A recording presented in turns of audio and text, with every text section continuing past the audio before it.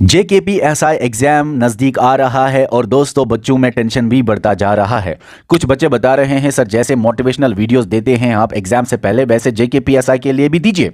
Motivation तो बाद में बात करेंगे, लेकिन पहले मैं आपको बताना चाहता हूं कि हमने आपको सारी चीज़ें पढ़ाई हुई हैं। अब लास्ट में रहा है अगर कोई कन्फ्यूजन है किसी बच्चे को, कोई क्वेश्चन है किसी बच्चे को, JKPSI के रिलेटेड जो भी क्वेश्चन है, जो भी क्वेरी है, जो भी कन्फ्यूजन है, वो आप हमें इस व्हाट्सएप नंबर पर भेजिए। दोस्तों हम क्या करेंगे, जो मैं कल आपका 2 बजे लाइव सेशन लेने जा रहा हूं, live full mock test YouTube पे, उसमें वो क्वेश्चंस में इंक्लूड करूंगा, आपके कंफ्यूजंस, आपकी क्वेरीज, आपके क्वेश्चंस में उसमें इंक्लूड करूंगा अगर मुझे लगा कि वो एग्जाम पॉइंट ऑफ व्यू से वो चीजें इंपॉर्टेंट है। ठीक है, कहने का मतलब यह है कि हमने सारी चीजें आपको पढ़ाई हुई। आप क्वेश्चन कहीं पे उठता है, जैसे किसी बुक पे आपने कुछ पढ़ा, हमारे वीडियोस में, MCQ सीरीज में, या कहीं से भी कुछ भी आपने पढ़ा और कंफ्यूजन उठा, क्वेश्चन उठा, तो वो आप क्वेश्चंस हमें भेजिए इस व्हाट्सएप नंबर पे। आपका क्वेश्चन अगर एग्जाम पॉइंट ऑफ व्यू से इंपॉर्टेंट था तो हम इस मॉक टेस्ट में आपका क्वेश्चन इंक्लूड करेंगे।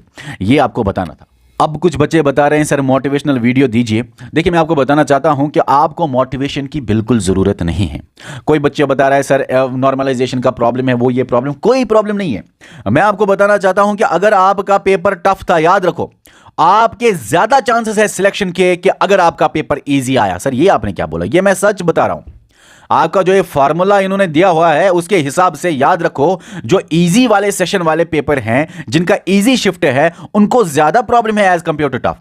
अगर मैं आपको बताऊं कि टफ आपका बहुत ज्यादा टफ था और आपने सिर्फ वहां पे फॉर एग्जांपल 70 लिए या 60 लिए, और किसी का इजी था उसने फॉर एग्जांपल 110 लाए इजी शिफ्ट में, तो जब नॉर्मलाइजेशन होगा, इसका नॉर्मलाइजेशन करके ये पहुंच जाएगा 80 मान लो, और आपका ये नॉर्मलाइजेशन करके पहुंच जाएगा 90 to 95 प्लस मान लो। एग्जांपल दे रहा हूं।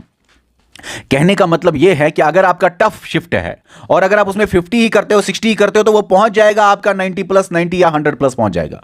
तो ये आप घबराओ ना कि हमारा शिफ्ट मुश्किल आए। अगर मुश्किल आए तो अच्छी बात है, नहीं तो सोचो ना अगर आप सीरियस कैंडिडेट हो और 120 क्वेश्चंस में 120 क्वेश्चंस इजी आए, सबके सब इजी आए, और आपने पूरे 2 साल, 3 साल, 1.5 साल, 1 साल मेहनत की है, और आप देखते हो कि हर बच्चा 120 में 120 करता है क्योंकि इजी शिफ्ट है, तो आप लगा लो कि हर एक बच्चा तो 110 लाएगा, तो वो 110, और अगर आप उस 110 में फिर 120 भी लाए या 119 भी लाए, वो किसी काम के नहीं है।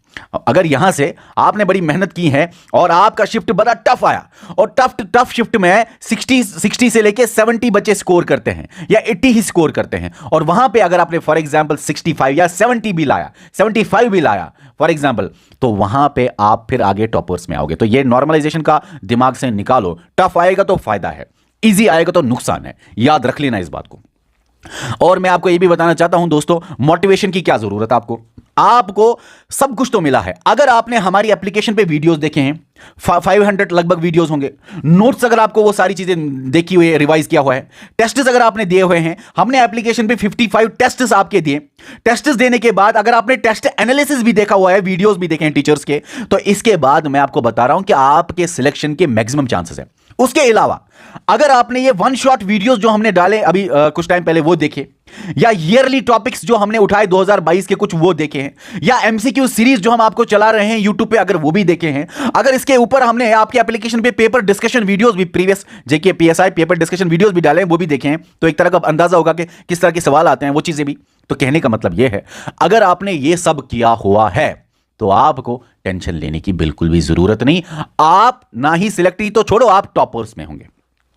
और अगर टॉप शिफ्ट आया तो ज्यादा फायदा है आपको, क्योंकि वहां पे अगर आप 70% ही लाते हो तो वो भी फिर आपका वो 100 बन जाता है। तो कहने का मतलब यह है कि ना ही टॉप शिफ्ट से घबराना है, ना ही ये घबराना है कि किसने क्या पढ़ा। अभी अगर आपने ये चीजें नहीं की है जो मैंने आपको बोला, और वैसे ये चीजें हमने आपको एप्लीकेशन पे दी हुई हैं, और मैं बार बार बोलता हूं 499 रुपीज में ये सारी चीजें हमने आपको दी हुई हैं। बड़ा सा बड़ा कोचिंग सेंटर, चाहे ऑफलाइन हो ऑनलाइन हो, इतना अच्छा कंटेंट इतने कम अमाउंट पे आपको नहीं दिया होगा। आपको मैं बताऊं ये चीजें आपको 5,000, 10,000, 15,000 में मिलेंगे, ठीक है ना? ओके, और ये सारी चीजें आपको वहां पे अवेलेबल है। अगर आपने ये चीजें देखी हैं तो टेंशन नहीं है, लेकिन अगर नहीं देखी है, फॉर एग्जाम्पल आपने लाइव सेशंस ही देखे हैं, तब भी जितनी % नॉलेज आपको है उसको यकीन, उस पे पर यकीन रख के एग्जाम हॉल में आप जाएंगे। अगर आपने जेकेपीएसआई का 70% ही पढ़ा है, 60% ही पढ़ा है, तो आप अपने इस नॉलेज के ऊपर यकीन करके एग्जाम हॉल में जाओगे। और हां, मैंने बहुत सारा सुना है कि ये फॉर्मूला जो जेकेपीएसआई ने निकाला है, इसमें एक्यूरेसी का रोल है कि नेगेटिव मार्किंग से डरो, नेगेटिव नहीं होना चाहिए, एक्यूरेट होना चाहिए। ऐसा कुछ नहीं है। आपके इस फॉर्मूला को मैं ब्रेक डाउन जल्दी करूंगा, लेकिन कल मैं कोशिश करूंगा वीडियो लाने की, लेकिन उसमें एक्यूरेसी का रोल कहीं नहीं है। एक्यूरेसी का सिस्टम है ही नहीं कहीं पे। पता नहीं ये यूट्यूब पे आज से 5-10 साल पहले एसएससी वाले एग्जाम्स पे हवा क्यों ये ऐसा किया हुआ है बहुत सारे लोगों ने। तो कहने का मतलब ये है, एक्यूरेसी का रोल इसमें नहीं है। नेगेटिव मार्किंग जितनी कटेगी उतनी कटेगी, ऐसा नहीं समझना कि मेरे नेगेटिव मार्किंग की वजह से फिर नॉर्मलाइजेशन पे असर पड़ेगा। ऐसा कुछ भी नहीं है। ये फॉर्मूला आप खोल के पढ़ो, देखो, ये एक्यूरेसी का सिस्टम कहीं पे भी नहीं है। ठीक है, ये भी आपको बताना था। और ये भी आपको लास्ट में यही बताना है कि मोटिवेशन की कोई जरूरत नहीं। पढ़ा है, अगर 50% ही पढ़ा है, 60% ही पढ़ा है, इस पे यकीन करके एग्जाम हॉल में जाओगे, अपना बेस्ट दे के आओगे।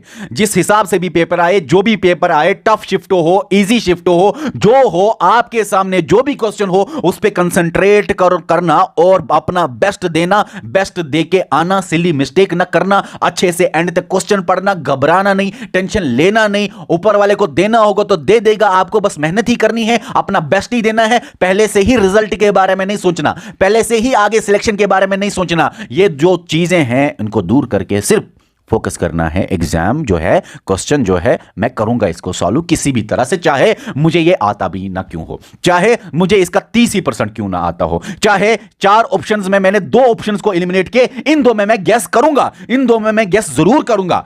तो ये चीजें आप दिमाग में रखना, एक्यूरेसी से डरना नहीं। 2 ऑप्शंस एलिमिनेट किए तो 50% प्रोबेबिलिटी है आपके सही होने के। ठीक है ना। तो चलिए, और ये भी आपको बताना चाहता हूं, ये सारी चीज़ें जो हैं जेकेपीएसआई की कोचिंग, और अभी आपको ये फुल मॉक टेस्ट हम यूट्यूब पे दे रहे हैं। कल 2 बजे तैयार रहना, फुल मॉक टेस्ट देना। इसमें वो क्वेश्चंस होंगे जो कि आपके अक्सर कंफ्यूजन्स होते हैं, उसमें वो क्वेश्चंस होंगे जो कि अक्सर जेके एसएसबी एग्जाम या किसी भी एग्जाम में पूछे जाते हैं।